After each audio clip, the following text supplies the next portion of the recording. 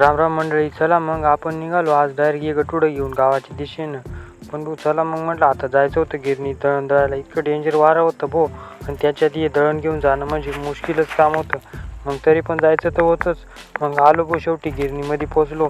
त्याच्यानंतर दळण दळण्याचं काम चालू होतं. दळण दळल्यानंतर डायरेक्ट निघालो भाऊ आपण घराकडे युटर्न मारून डायरेक्ट. चला मग आता डायरेक्ट घरी जाऊ. घरी आल्यानंतर काय भाऊ, घरी येतोच तेव्हा आता लगेच शेळ्या चारायला ड्युटी लागली आपली.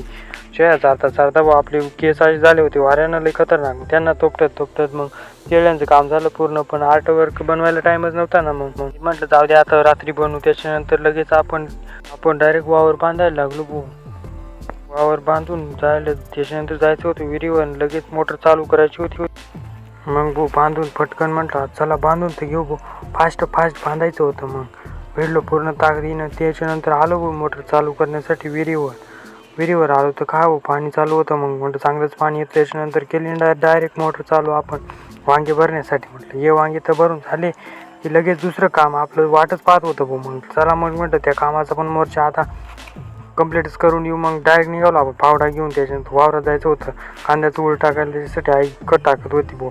आपल्याला काय काम होतं, मोटर चालू करायचं आणि बाहेर द्यायची. मग मोटर पण चालू झाली. मग सगळं भरून घेतलं उड्या वगैरे. आता डायरेक्ट घराकडे निघालो. घराकडे निघताच काय मग गुरांना पाणी पाजलं एक करून सगळ्यांना. सगळं काम संपल्यानंतर भाऊ म्हटलं आता करायचं व्लॉग घेईन. त्याच्यानंतर पाहिला संध्याकाळचा व्ह्यू खूपच छान होता. चला मग म्हटलं आता सूर्यदेवाला बाय बाय करू आणि आपण भेटूया नवीन व्लॉगमध्ये. चला